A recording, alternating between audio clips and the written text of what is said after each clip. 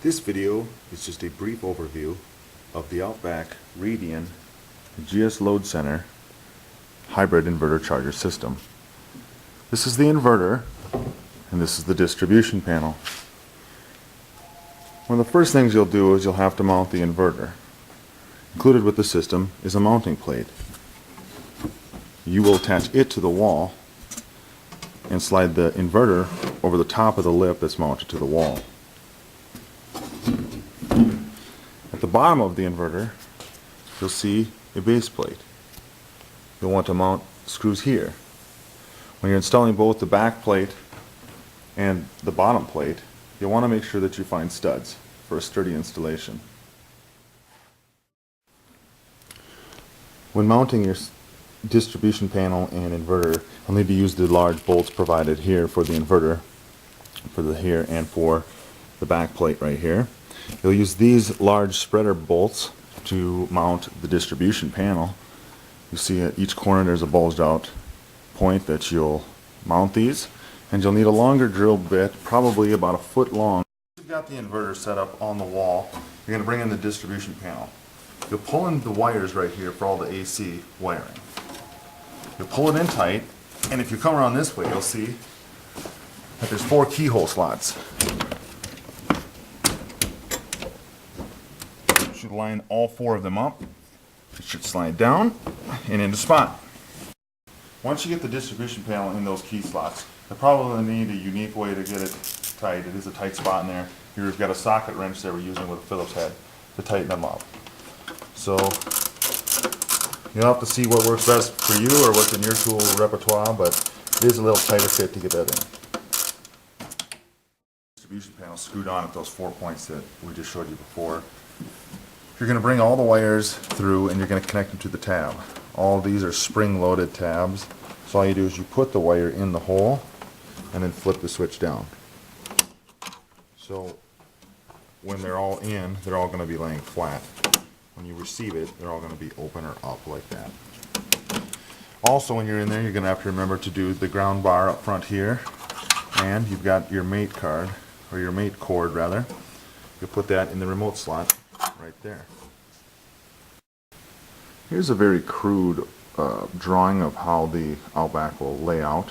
As you can see, you've got the utility entering the house into the main. If you have a generator present with your system, you'll need an auto transfer switch.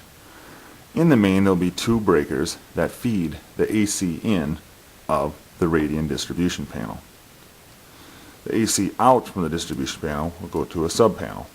That's where you're going to have all your backed up and or peak loads. The solar array on the roof is going to feed a combiner where all of the solar is combined and breakered. It's going to come down to the DC in the distribution panel, which is actually going to go into the distribution panel to a charge controller. All the loads again in the sub panel are the loads that you're going to back up. When power is present, it's just going to pass through the system. When these breakers see that the grid has been interrupted, the inverters are going to automatically take over and keep these backed up or peak loads going. So if you're doing a peak load application rather than a backup application in the sub panel, is where you'd want to put all the loads that you'd want to remove during the day. This is also known as the mini grid. Here's the GS load center. On the far left side of the panel, right on top, you'll see all of the AC breakers and DC breakers. Also on the right side, you'll see the main 2 DC throws. First thing you'll do after getting the AC wires hooked up above in the Radian itself is you'll hook up the DC. As you can see on the top of the inverter, we've got 4 points that will be tightened with a 1/2 inch socket. On each side there's 2 sets of those. Also on the DC side is your charge controller. The solar itself is going to come in through here to the PV1 bus bar. That's going to lead to this top breaker over here on the DC side, and it's going to go back to the charge controller. From the charge controller, that output is going to go to another breaker right below that, and will actually go from there to the battery bank. So you can see there's a series of shunts and whatnot up top. That's where all the DC FlexNet DC monitoring will come into play. This is able to monitor the solar you're producing and the amount of battery bank you have left. On the right upper side, you're going to see the AC breakers. You also see the red bypass switch. This allows you to keep power running to that sub panel in the event of servicing the system or if the system's not working quite right.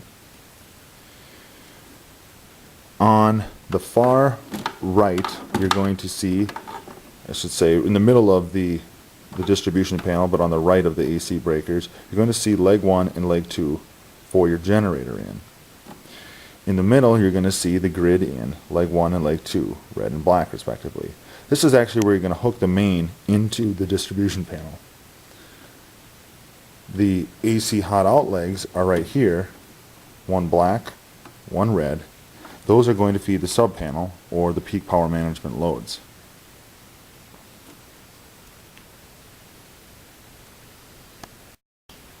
Your Radian system will come standard with a total of 8 AGM batteries. Usually they're grouped 31 as you see pictured here. Also included in your system is your parallel cabling and your series cabling for between each battery. And we give you a setup sheet so you know exactly how to wire in your batteries. For the final step in the bench test, we're going to start up the Radian. I've given it a couple alligator clips that I'm going to supply it with 48 volts DC from a basic power supply that I have. First thing I'm going to do is I'm going to throw on the 2 switches. See, the mate goes through its wind up, and after it goes through its setup here, I'm going to press inverter and I'm going to turn it on.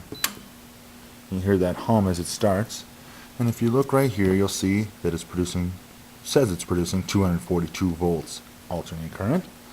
So to double check, I'm going to go over to our fluke meter that I have set up at our AC in and out bus bars here and over here, and the fluke meter reads 241.3. I've got a little bit of a low battery here on my tester.